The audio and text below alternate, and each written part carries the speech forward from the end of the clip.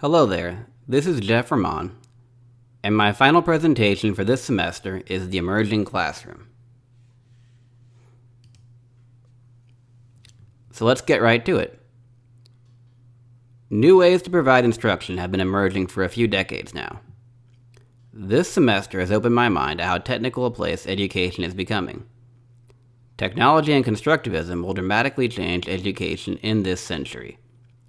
This presentation will briefly explore how that is already happening and will continue to happen.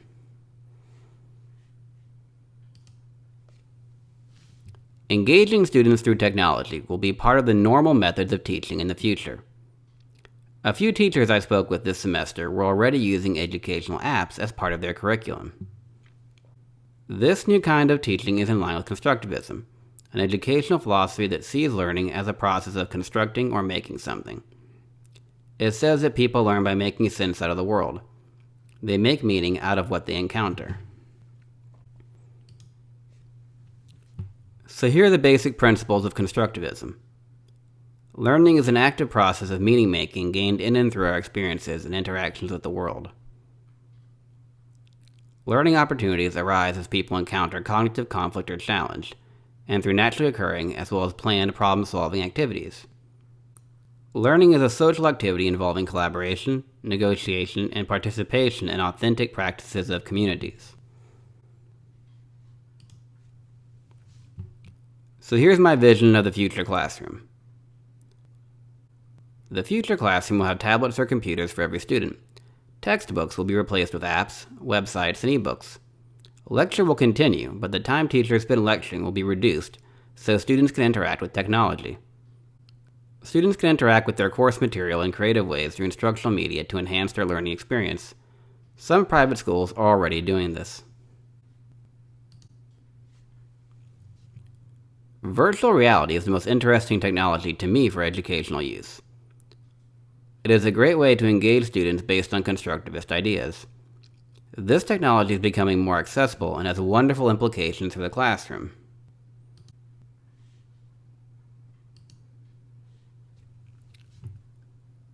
Virtual reality allows a user to interact with another world that exists entirely on a computer. It differs from video games in that there is no storyline, no levels to pass, and no clearly defined goal. Second Life is a popular virtual reality website for adults. In this website, you create an online character and literally live a second life in a virtual world. For a technology to be virtual reality, it does not have to mean you are wearing a headset and walking into a virtual world. It includes those technologies, but it also includes technologies like CoSpaces and Second Life. Virtual reality allows teachers to provide instruction in a virtual space. It also allows students to create their own virtual worlds and animations to demonstrate what they have learned. CoSpaces was the example given in this course, and it is a fascinating website. Teachers and students can easily do what I mentioned in the bullet point above using CoSpaces. Feel free to explore CoSpaces if you get a chance. So here's how a teacher could use CoSpaces, or virtual reality software similar to that. A teacher could use virtual reality to build a virtual rainforest online. Instead of just lecturing the class about rainforest and assigning readings, the teacher could build a virtual one and provide instruction to their students in it through a virtual reality website. The teacher and their students would log into the website and interact with this virtual world through digital versions of themselves, commonly called avatars. They would provide interesting instruction about the plants and animals in the forest, as well as the climate. Students can be allowed to interact with the virtual space and have fun while learning. So I'll end with some potential problems and recommendations about virtual reality before I end the presentation. Teachers will have to ensure that people who are not supposed to be in the virtual world are not there.